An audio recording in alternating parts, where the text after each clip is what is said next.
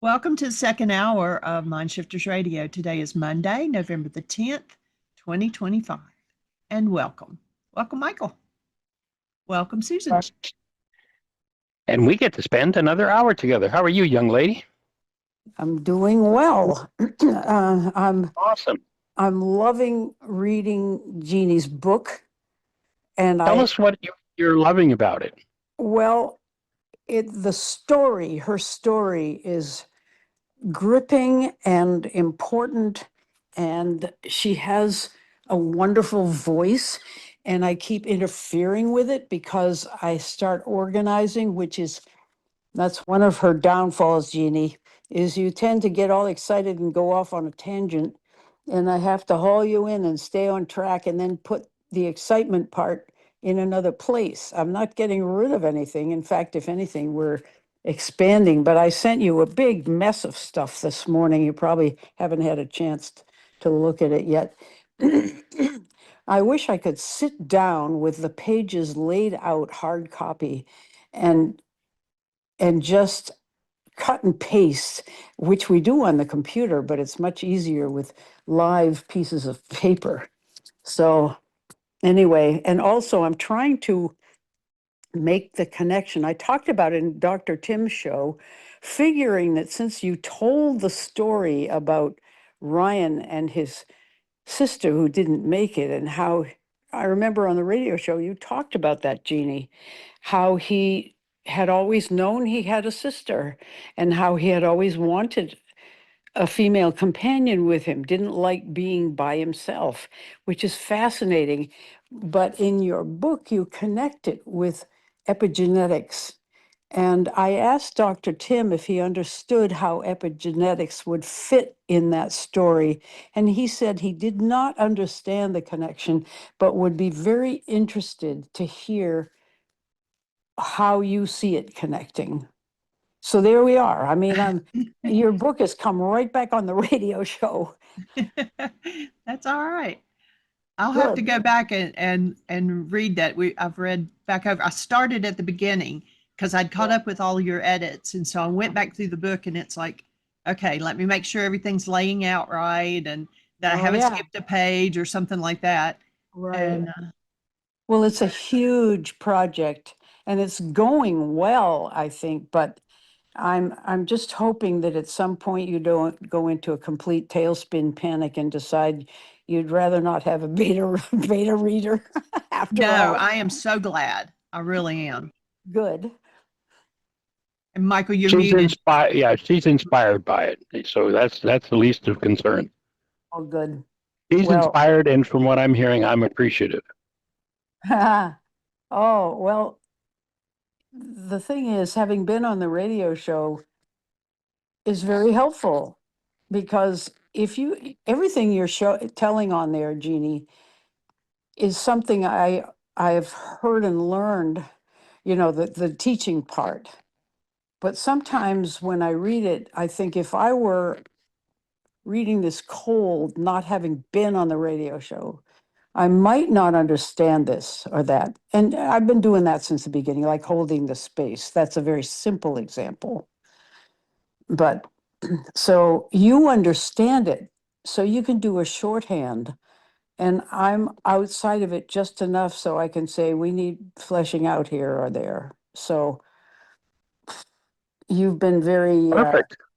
you've been very willing so far to let that happen.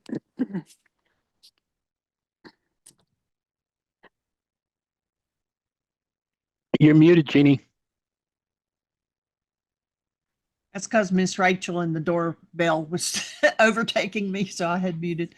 I found that place in the story, and I will reread it. But I guess what I was saying is that it was actually in his genetics when he was born Mm-hmm. to not be alone, but to have a female partner. Oh, okay. And I don't understand epigenetics enough to know how that is epigenetics or just in the genetics. Yeah, Jeannie, when you say that, are you saying there was something in him prior to conception in his genes for that, or are you saying it's something that came from the experience in in the womb when he lost his sister. Yes. I'll have to go Whoop. revisit that one. Yeah. Okay, good. Yeah, for sure. That's an amazing story. Also, Jeanie, what's amazing to me is here's your grandmother who had to go to work because her husband, he died, right? He died. Your grandmother's husband died. Your mother's husband, I don't remember now which is which, but the similarity between your story, your mother's story, and your grandmother's story is Yeah. mind-blowingly similar. Yeah, it was just, you know, like my grandmother's husband, my mom's dad, he passed away. I think mom was 18 months old when he died. Yeah. And so she was raising her children alone. She had two other children by previous marriage. And so she was raising three children alone without a husband. And then mom, when she found out she was pregnant, dad got drafted to the army and was gone. And then she got pregnant with me right after my brother. So here she's raising two children alone. And Yeah. so it's like, I don't know, just passing it on. Yeah, and then you said a very interesting thing. But there are lots of us on the show, so maybe we should have this discussion No, outside the show. it's fine. This will actually give some publication for my book. Right. So what was I just going to ask you?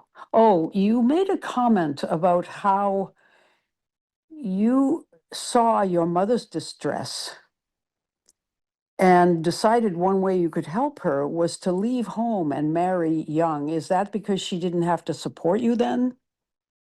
No, actually, my reasoning for leaving is because I just felt so, I guess, confined. I mean, I wasn't allowed to do what other Oh, kids okay. did, and it was Mhm. like, okay, I'll get out on my own and I'll be able to do what I want to do. And then I jumped right into the fire. So Right. Well, you expressed it as doing it for her as a way of helping her. Your urge to help her or, you know, align with her or strengthen her was so powerful. And that it sounds as if you did that in order to help her. That's in your book. So you might want to look at that I'll again have to too. look at that too. Okay. Poor you. I know. Yeah. All right. So welcome everybody else, Kathy, Sally, Cammie, Dawn, and I don't, when numbers pop up, I have to look on my phone to see who they are. So welcome to the show. Delighted that you're here. And I think the more conversation we have about the book, the deeper the learning is. You know, it's all part of the process Well, that is, of it's building part of, brain cells. yeah, because Jeanie became an early adopting customer of yours. Now, that's another question I have about Jeanie. When you first met Michael, you had found your way to a lot of healing in order to be well enough to find Michael and draw him to you. But had you had any of your own tools, or you were just a healthy person who was finding her way to be well Yeah. despite trauma, and then you got hold of Michael and his tools, and you were early on in the book, you are using Michael's tools, and that is a temptation to stick it right into your story as part of your story, and it might work, but as it is Well, one of the now, first things, yeah, yeah, one of the first things Jeannie did was give up antidepressants when we met. It's like, okay, I'm going to dig in and do my work. That was okay, one of the Yeah. things that really attracted me to her was her willingness to jump in and look. You know, most people their message is don't make me look, yeah, and so that was part of the attraction. yeah, that's great. How And about everybody also, else? Everybody else? Oh, go ahead.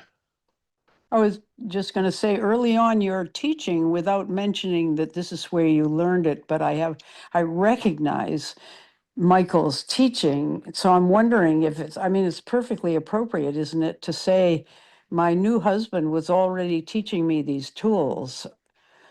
And Yeah, and at the beginning, I mean, it was like part of my change before I met Michael. I've got a climber here. Sorry.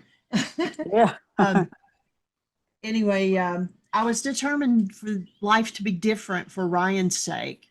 And so I Yeah. had already started doing what I could do without these tools before I met Michael, Yeah. to just do life differently. And then when I met him, he had answers that I wasn't getting anywhere else. And, Hmm. of Yeah, she course, had a lot of questions. yeah. And I bet. we're 13 hours apart when we met. And so, a lot of our conversations were over the phone or, hey, baby. Oh, we're Hello. okay. He wants an orange. Hi, Lincoln. Oh, look, Hey, Lincoln. talking to you. Oh, Do you have, sweetness. Hey there, sweetie. yeah? Okay. You can have it. I'll give it to you. He looks like Arya. Yeah, Oh, he yeah. does. They're like peas in a pod. Yeah. Yum. So, yeah, Bananas. when Jeanie and I first met, Yeah. I don't remember exactly how long it was, weeks before we actually got face to face, but we would spend hours and hours and hours in conversation about healing and the tools. That Wonderful. was a foundation point of how we connected. Is that And in the then book, Jeannie? No, I don't think so. It's that's where your story and Michael's tools blend together so Right. that and at the point that you're introducing them, you're jumping back and forth, but intending, it looks like intending to stay on your story. So I keep yelling at you saying, get back to your story and we'll do Michael later. But, stuff like And I that. do, in the first part of for the chapter called By Journey, Mhm. which it's chronological of when things happened in my life. And then I do talk about meeting Michael Oh, and good. yeah. And then also in Who Am I Mhm. mentioned when I met him. Yeah. Well, let's go ahead, Michael, and do your show now, because one and one question will lead to another, and this is I, the show. This is the show. Mm, So, when I did finally come to Bristol, we actually met in Little Rock, or not Little Rock, but Hot Springs, Arkansas, mhm, and spent a weekend. Then we met in Kansas City. I met my son. mhm, And then I came here and I had scheduled to do a workshop here when I was here. So mhm. I did a week of workshops. And the next week, Jeannie started a support group locally here. Wow. That's how ready Jeannie was to Yeah. pick up the tools. And, anybody that's out there, if you want to learn these tools, teach them. Yeah. That's like, the upshot of the whole game is if you really want to make it yours, then pass it on to someone else and recognize something that, as I've been talking about how the intelligence that we have is in our breath or from our breath.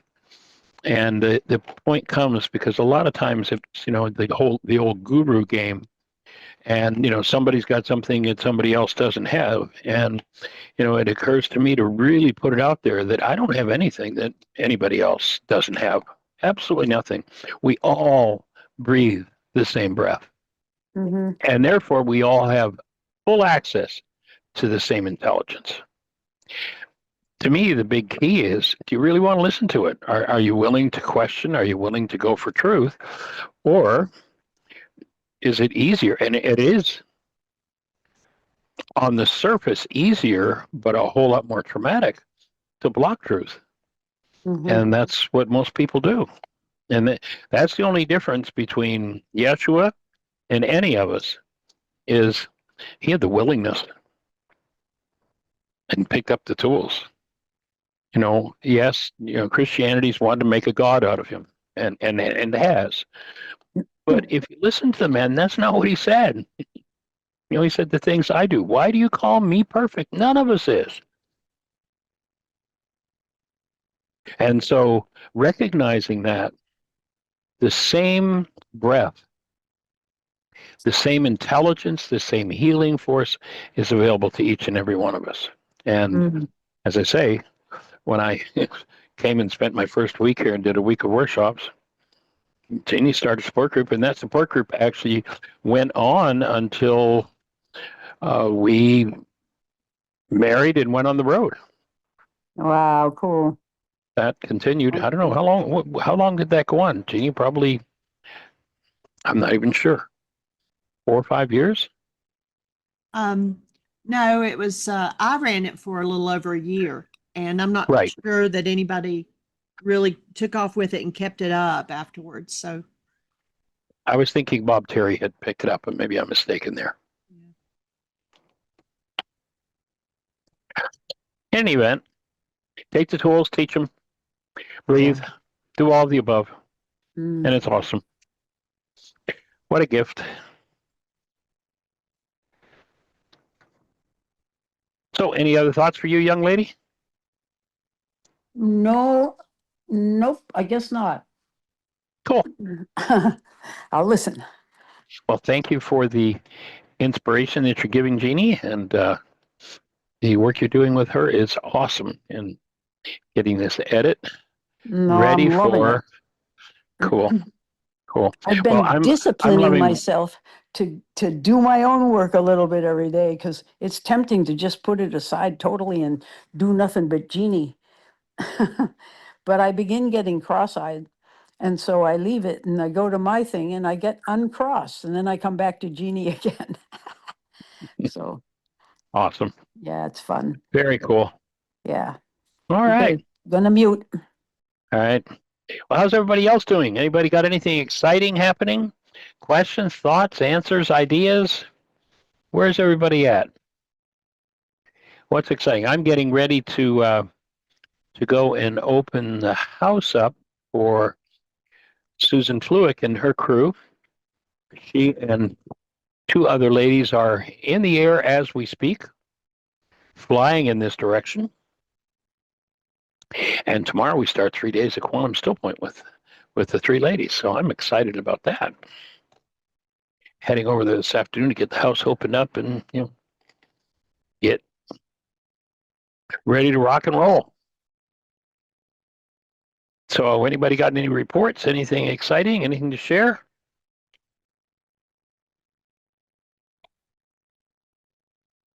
But not everybody wants, please. How about those that are coming to the intensive? By the way, we've still got room if you want to, jump on board. We've got space. Actually, the retreat center's probably only got space for about 50 more people, so we are not limited in that regard. Sally, how are you, young lady? I'm We're well. We're going to see you on Friday. I will be there. I am in final preparation, and I was sitting in the car waiting for a moment to chime in. And then the minute I walked into the gym, you said, "Anybody else out there?" And I was, so yes, I'm in the gym as usual. And I don't even know what I want to say. I'm so looking forward to the great mystery. I've I've been watching myself as first thing any sailor does before a sailing journey is throw the security things in, be sure that's packed. So I watch myself put my sleeping bag, my first aid kit, and my tools in the car, first thing. And I just cracked up. I said, I'm such a funny girl.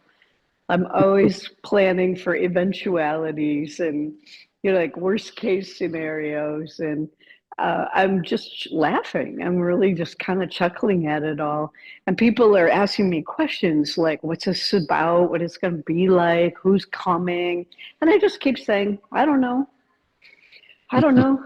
And they're kind of looking at me strange, like, what is motivating you to go into the I don't know? And I just laugh because it's trust, it's faith, It's just knowing that whatever is for my highest good will come forth. And I don't need to know in advance what that is. I need to be, as prepared as possible for whatever, but meaning, just basic stuff like that my ancestors taught me. Like if you don't have a place to stay, be prepared to be in your sleeping bag in your car.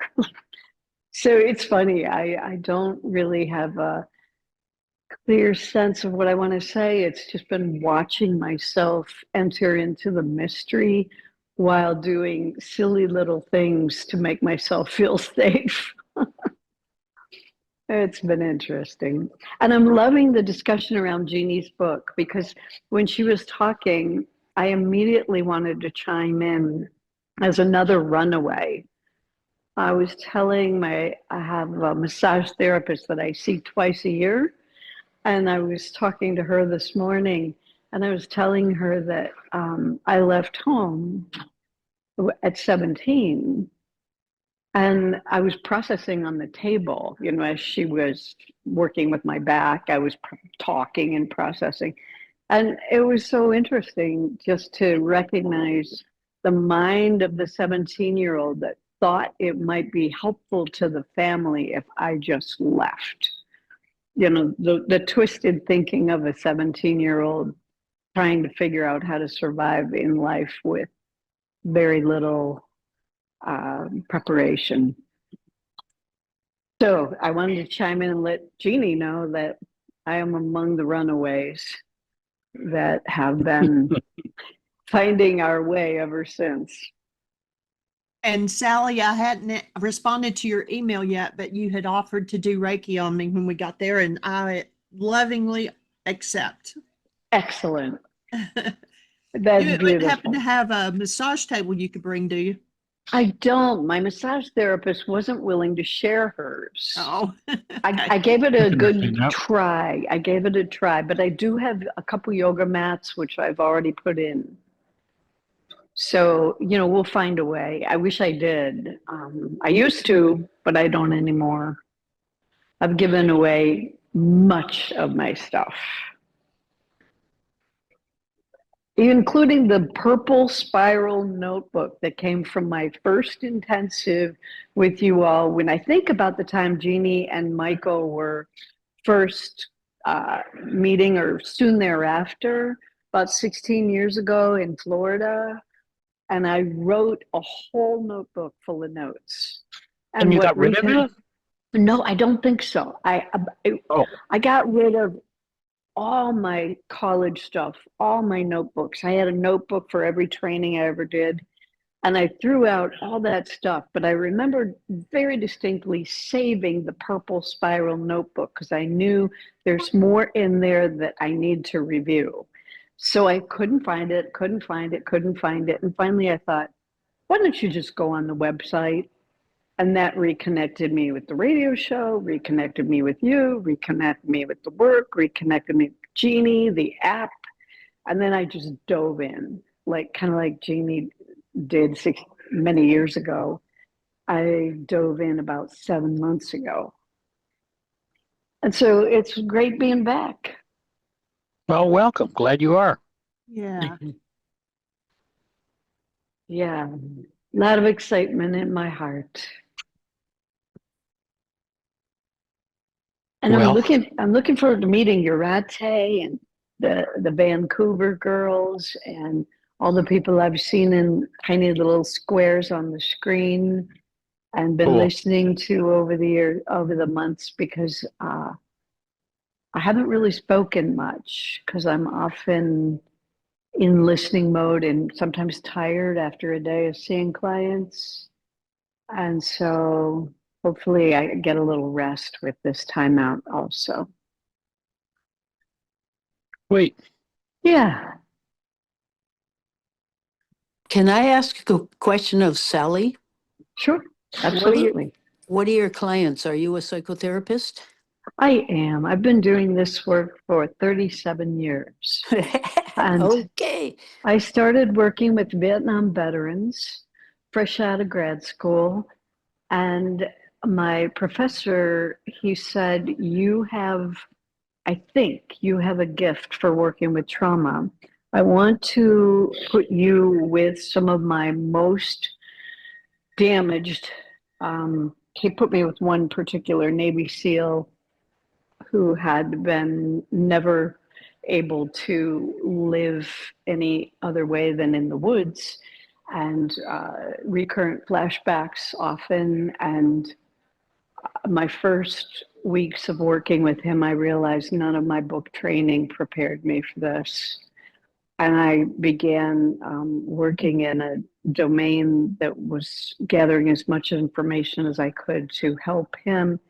He referred me to many other veterans as he got better.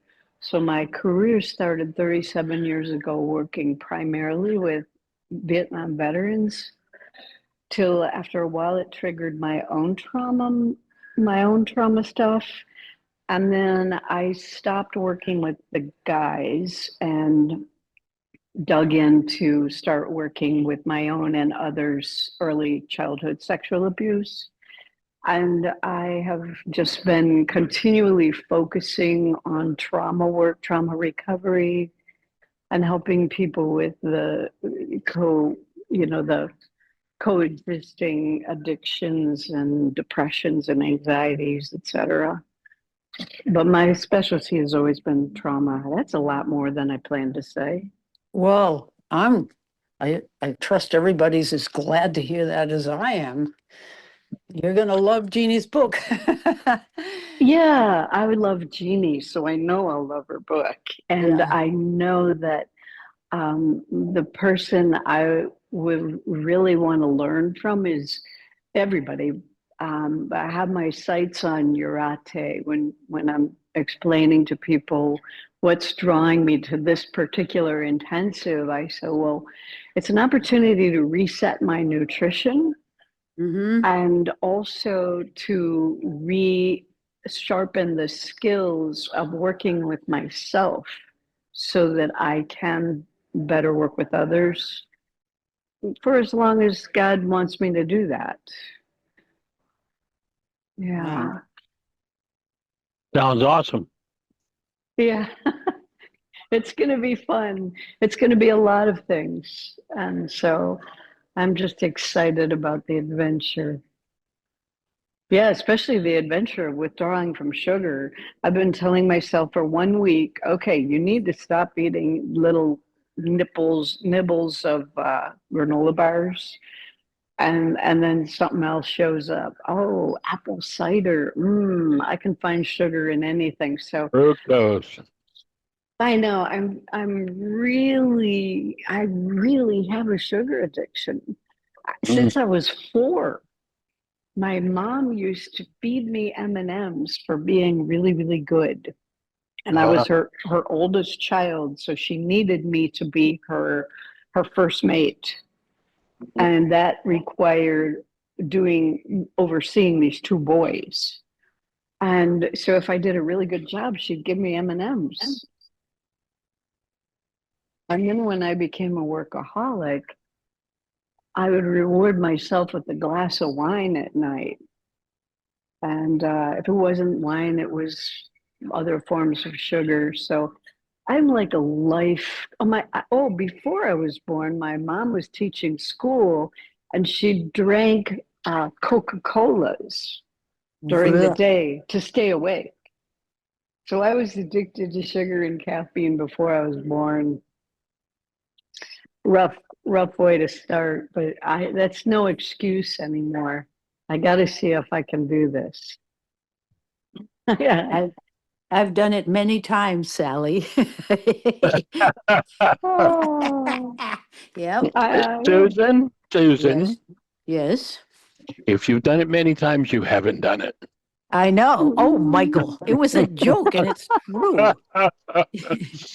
Right. I hear you. Joking. Every year I would go off sugar for Lent, and I was very, very good at it.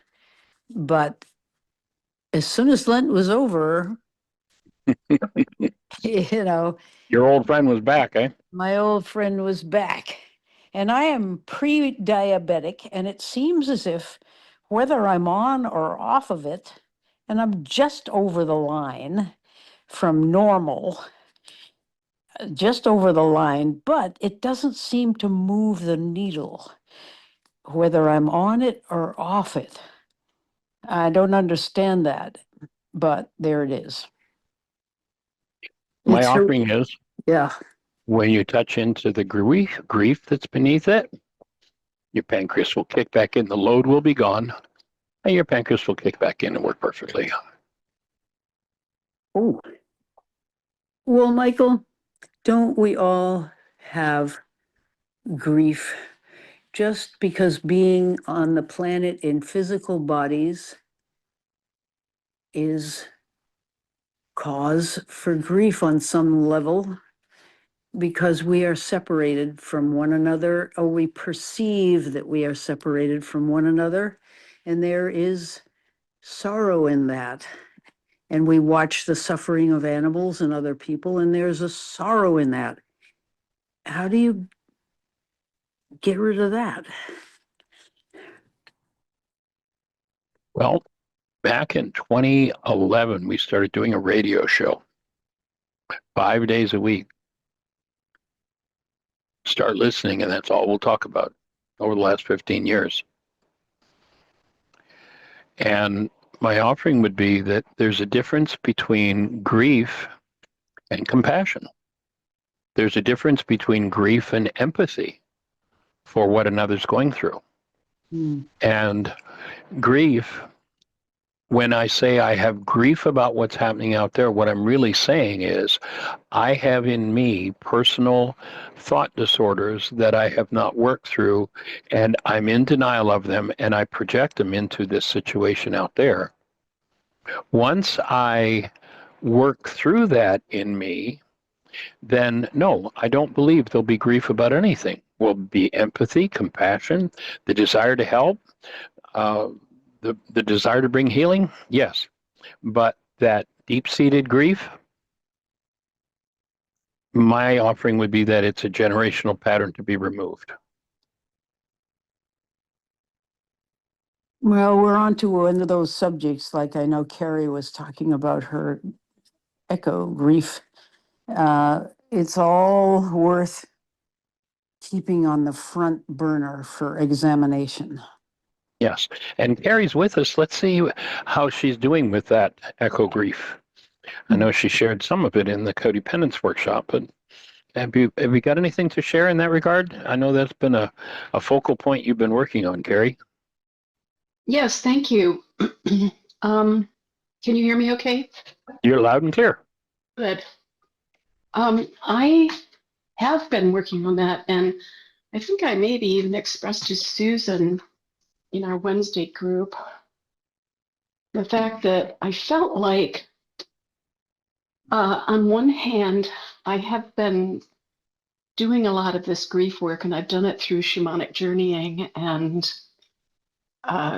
your tools, and now I'm also going to go and work with Dodie on constellations for generational grief. But what I shared was that I felt like there was an aspect to grief that maybe shouldn't be let go of, because without that, there would be no impetus for action.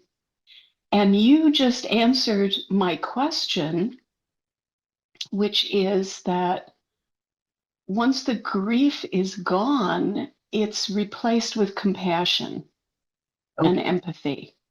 And that's what would be The motivator the driver for action. Yes. So I've just been released from that thought that I need to hold on to some of my grief in order to continue my action. Do you know what I mean? Absolutely. And, that's oftentimes, this is an argument that I hear oftentimes from people around anger. And they say, but, anger's really been good for me. It gets me off my butt and it gets me to take action. I do something about it. Mm-hmm. And then what I offer the person who's saying this, yeah, and what is it you do about it? Have you ever done anything you regret? And they go, well, yeah. Tell me what state you were in virtually every time you've done something you regret, oh, it's been anger. So it made you take action, but how many times have you ended up in regret because the action was not based in love? You can have the same level of motivation, the same commitment to making a difference and supporting, and you can do it out of conscious, active, present love. And when conscious, active, present love is there, the advisor that's going to direct the action is 1,000 times smarter and going to bring 1,000 times better result than the advisor based in hostility or fear, grief, rage, whatever. You It's know, like that's I can great. do it. It's also ties in with oftentimes people will come to this work because of pain. And pain's a great motivator. It's designed to make our ears grow, and that works, and it happens. And there are other people who don't come to this work by pain. They come by choice and choose to kick in and do their work. And to me, the difference is what's behind, what's the motivator behind it. And when I do it through choice, all of a sudden, the root of the output of my mind, in the Beatitudes, there's a word that we're told by the Greeks meant blessed are they, but actually that word in Aramaic that starts out each of the Beatitudes, which we're told is blessed are they, blessed are they, blessed are they. The word is tuvehun, and it speaks of a latent neural structure in we as human beings that we can act, that's designed to be at the root of the output of our minds. That's what we want to have whenever we take action in the world, because that's when we're going to have the highest and best action.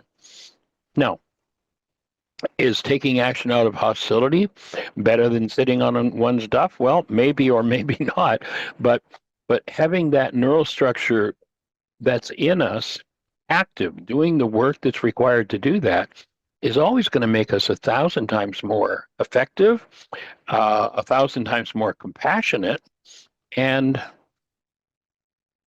we do it through choice instead of motivation from pain, would be my take. So I'm also going to add 1,000 times more creative.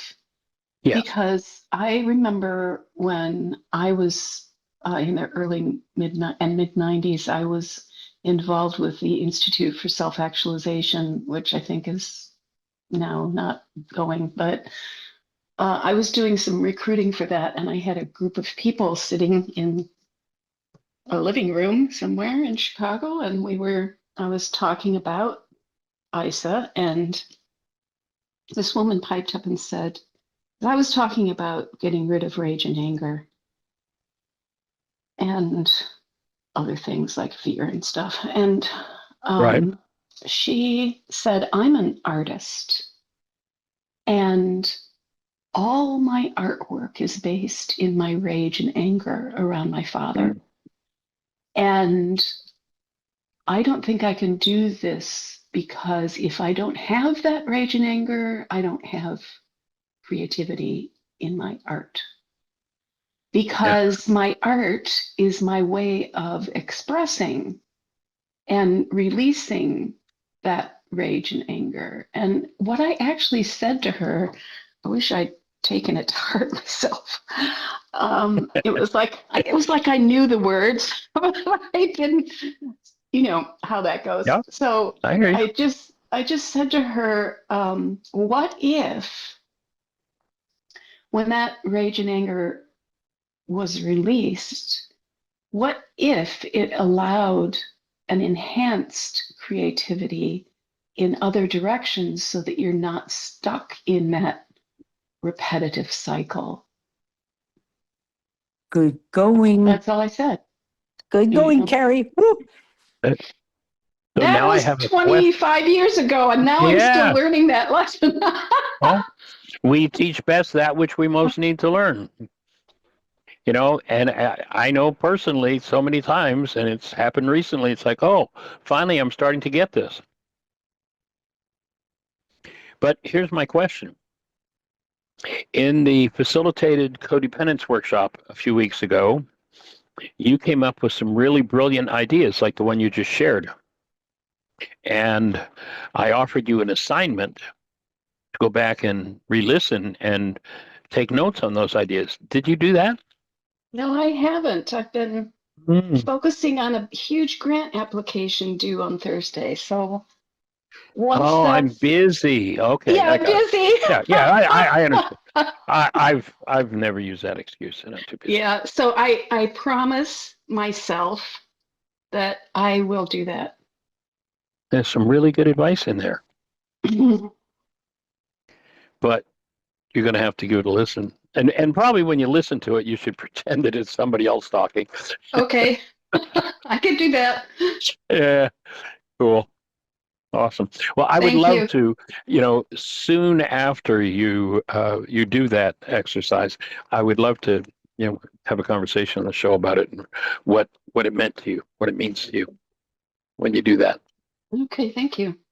Cool. Awesome. Anything else to share? Oh, no, that's all. I just, I feel like I can really let go now of this grief. That I'm allowing myself to do that. Yeah. Yeah, you can have So, all the compassion and all the action that you had through grief, only you'll be much more brilliant at it and much more effective and produce much more powerful results. Yeshua talked about how a house divided against itself can't stand. And there's another point where the statement's made of a fountain cannot bring forth sweet water and bitter. Can't do it. And so if we're trying to produce a result out of a tool based in the opposite of the result, because the tools we use always determine the result produced, and the result always matches the tool we use, we find that you can let go of working against yourself when you say, I want to produce a result based in love, and instead of functioning out of hostility or fear, you actually function out of love. Far more powerful. So thank you for sharing that. That's powerful for all of us. yes, thank you for that shift from grief to compassion and empathy. It's a beautiful thing. Yeah, I'm with you. I hear you loud and clear. How about you, Susan? What does that reframe your the grief idea of a Well, something very strange has been happening. I read somewhere that you shouldn't work too hard to love God, but just I'd say forget that assignment forget. altogether, but Yeah, and it's a it'll silly assignment. happen. Well, I've had it all my life. I thought that was the Oh, assignment. really? You No, should it's love not the the Lord your assignment. God with all your heart, soul, mind, and strength. And Yeah, that's what I say to my cat. I say, yeah. Alex, I love you with all my heart, soul, mind, and strength. I say that to him several times a day. But no, giving up the idea that I can force or create love for God. I read that you could let that go. And I feel when I hear you talk about compassion, that something can loosen up and refocus without a whole lot of effort. Yes. I've had this idea since my mother never cried in front of us that I need to cry a lot for a while in order to be okay. And the crying would have to do with expressing grief. Now I'm thinking, I just made that whole thing up. Hmm. I don't have to cry a lot. I don't feel like crying a lot. I've been feeling, knock on wood, great joy and pleasure in I've been telling my friends, wait till you turn 81. You're gonna love it. Mm. My daughter says, Mom, I'm so glad to hear that. I'm loving the idea that I'll be okay when I'm 81. And I said, you'll be great when you're 81. And it's sort of like that. I feel as if just a word changes the focus. So I'm with you, Carrie. Let's just get off that one and And I love your expanded creativity that's going to happen if the thing you have to deal with and the thing you think you have to use for your creativity will, if you get rid of it, you won't be creative. That's not true either. So, amen. Amen and a woman. So, Michael, I've been, I've got a consult for a hip replacement, and Uh-huh. I've been breathing and listening to podcasts with alternative medical people who say you don't have to have an operation. The body naturally heals itself. You've been saying Right. this anyway. Do these things and think this way, and you'd be surprised. And so I'm doing things, and I can say today, I think I'm not going to have that operation. Yesterday, I was sure I was going to. So it's right on the cusp. It's there's a lot of pain when I move a certain way, a sharp, unbearable pain. But I can move in ways that avoid having that pain. It's like I'm finding new pathways. Right.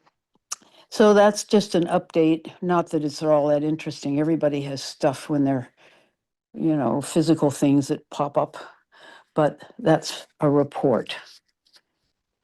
So remember that mind energy becomes flesh. Literally, the way we think Mm-hmm. literally becomes chemistry in the structure. So I'm going to invite you the next time you have the occasion to move, quote unquote, that way, Mm-hmm. that instead of this sharp pain, you Mm-hmm. allow yourself to transmute that with your mind and experience it as a sharp sensation Okay. and see what that does. Okay. Good Start idea. to experience sensations in your body rather than labeling them, because when you add the mind energy of pain and trauma Mm-hmm. to a trauma, Mm-hmm. then you just intensify and amplify it, reinforce Yeah. it. So Yeah. just, try working with, if, you're moving around and occasionally you hit that spot. Oh, there's that sensation again, and breathe into it and see if once you let go of labeling it as pain, if you can then enter into it in a different way, Good. i.e., go into the tissue that's giving you that sensation and let yourself experience it through ways other than your mind are used to experiencing what it labels as pain. Like as you take a breath into it, imagine, what size is that sensation? Mm-hmm. Where does that sensation run in my tissue? Mm-hmm. Investigate it, enter into it, make friends with it. Does it have a color? Mm-hmm. Does it have a name? I'll do a cutout for you, Michael. Oh, that would be cool. Yeah. And so let yourself experience it through your art and Okay. see what kind of transformation you can bring to that energy that's there, because here's what I know, all it is energy. Now, it may well be an energy that doesn't belong there, so it's doing damage. And Mm-hmm. as you befriend it, you may find yourself that you're able to, since you're a master of energy and a creator, change the impact of that energy on still another level and see where it goes. Okay. All right. We'll be holding a space Thanks. and joining you in it. Thanks. Cool. Any other thoughts? Carrie, No, any other thoughts for you, young lady? I loved hearing what Sally does. And I would just like to say, any of you who are on the show, it would be so nice to know more about you. I know that I'm not running the show and I'm acting as if I am, but people I don't know whose names are on there, who are you and what are you doing and where are you and so forth. Is Yeah. that okay? Is that okay, Michael? Yeah, 2000%. Absolutely. Yes. So push the mute button if you're up for sharing a little bit of that and becoming more connected and more acquainted. The literal objective here is to create what in the Aramaic was called the king, or the Greeks called the kingdom of heaven, but is the community of love. And so connecting with each other in every way possible. Let's go for it. I see Works for Melissa's me. hand up. Go for it, Melissa. Hit that mute button and say hello. Hi, I just wanted to say that I really, really, really appreciate each and every one of you. This whole show has really spoke to my heart and my head both. And I just want to say how much I appreciate all you guys. I'm driving back from the vet with my dog, and this show really has spoke to me, and I just want to say thank you to all you guys and how much you mean to me. Awesome. Fabulous. Now, when you say this show, are you talking about today's show? What you've heard in today's show is really giving you an extra boost? Yeah, today. Fabulous. Just, really, just big time. And I just wanted to say thank you to all you guys, because you really mean a lot to me. Cool. And even though I don't always sign into the show and everything, you guys, I can't even just tell you how much you guys have helped me the last year. I can't even put it into words. And I just wanted to say thank you again to all of you. Well, receiving your appreciation, thank you for saying thank you. And appreciate you providing the listening ears that brings the energy and the vibration of this show to a wider audience. Because you, as an individual, where you are physically upon the earth in the so-called physical plane, literally by listening to the show are bringing the energy of it to another place on the planet. And so that's appreciated too. And I just love it when I hear the way that you've applied the tools, especially being out there on your own for so long with them. And it's just awesome. So extending love in your direction. Well, if people can feel my energy, then it's a good thing, because I've got a lot of good energy right now, and it has to do with me using the tools big time. So it's a good Fabulous. thing. All right. Well, keep passing it on, young lady. That's all I wanted to say. Thank you. Oh, thank you. Much appreciation.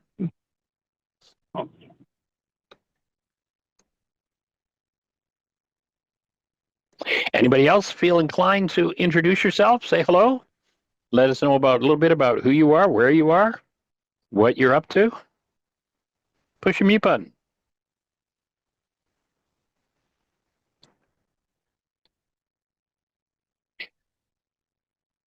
I see Andrea's on it. Now I thought you were on an airplane, Andrea.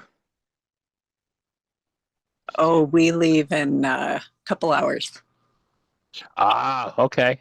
Yeah. I thought I'd heard something about 9 o'clock this morning, but okay. So you're just getting ready to head to the airport? We are, yes. Fabulous. I Well, know, we're so safe excited. journeys and blessings, and we'll see you tomorrow morning. You betcha. All right. Anything to share about your participation in the work and the show, as was requested by Susan? Anything you want to add? I'm feeling really grateful to have found a community that is the most accountable that I've experienced. And,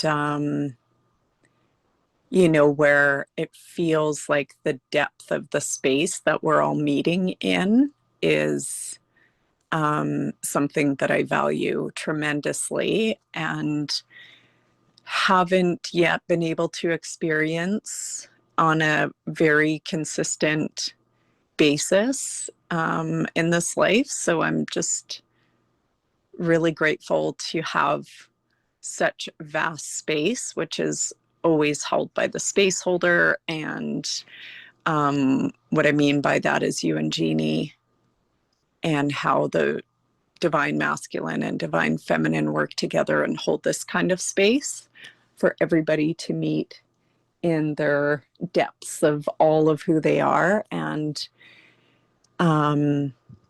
you know, it just has been really wonderful, and to be feeling really accepted in that space, even when I have different perceptions, but there's always the freedom to share that and break through the power person dynamic that comes up around that.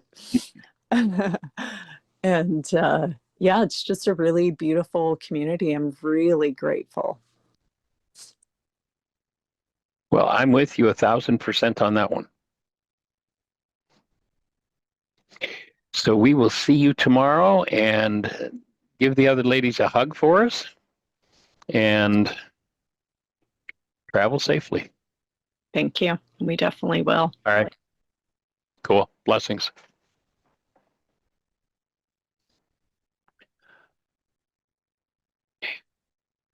So we have 1 minute left. Anybody want to do a quick shot at hello? All right. Well, thank you for joining us. Create the best year yet of your eternal life. If you would, please be reflecting energy back to Bristol, Abingdon, Virginia, actually up the road where we're doing the intensive, and hold the space as we move into the next level of work with the group that's coming to the intensive. So thanks for joining us. Blessings. Bye-bye.